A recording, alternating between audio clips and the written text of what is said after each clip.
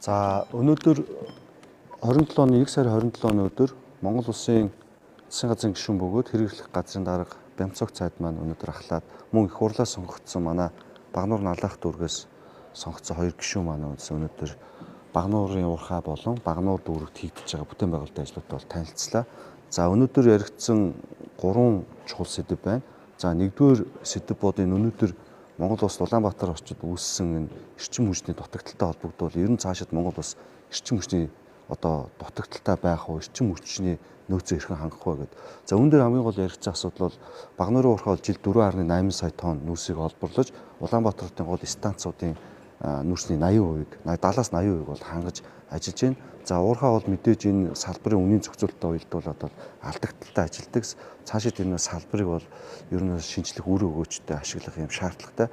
За Багнуурын өөрийнх нь хувьд болохоор 60 жилийн ойролцоог насжилтайгаа дулааны станц бол одоо яг ТЭЦ 4 шиг өнөө маргааш бас осол болцоход төгсөн ийм байдалтай. Дээрээс нь зөвхөн дулаан үйлдвэрлэдэг учраас маш алдагдaltaй хүдний үйлдвэрлэлд ажилладаг. За одоо бол Багнуурын хэсэг дээр бол энэ 150 мегаваттын дулааны станцын зураг төсөл бол гүйцэтгэхдээ дуусах ажлын шатанд явж байна. Гэхдээ ер нь цаашид ганцхан дулаан үйлдвэрлэл гэдэг бол дулааны үйлдвэрлэл зогсоод өвлийн үйлдвэрлэлд зөвхөн ажилладаг. Дээрээс нь дулааны тариф багаас бол алдагдaltaй ажилладаг. Төрөөс татаас авдаг хөрөнгө оруулалт хийхэд хэцүү, анхны зардал багчсан. Тэгэхээр ер нь бол яг цахилгаан дулаан хосолмол дээрээс нь нэмээд батарейны хосолмол хийвэл хувийн хвшил энийг зардлаа гаргаад хийх боломжтой. Дээрээс нь бол станц маань өөрөө цаашаа бие даагаад ажиллахад одоо урсгал зардлаа нөхөд ашигтай ажиллах юм боломжтой эдийн засаг үр өгөөчтэй. Тэгэхээр энэ талаар бол ойрын хугацаанд судалж танилцуулгыг хэрэгжүүлэхийн дараагаар бол үүрэг болголоо. За хоёрдугаар асуудал бол Улаанбаатар хотын агаарын бохирдол энэ жил бол 35%-аас дээш буурсан. Энэ бол дулааны аргаар боловсруулж жигнэж хорт элементүүдийг авсан ийм бол хөх нүүрс.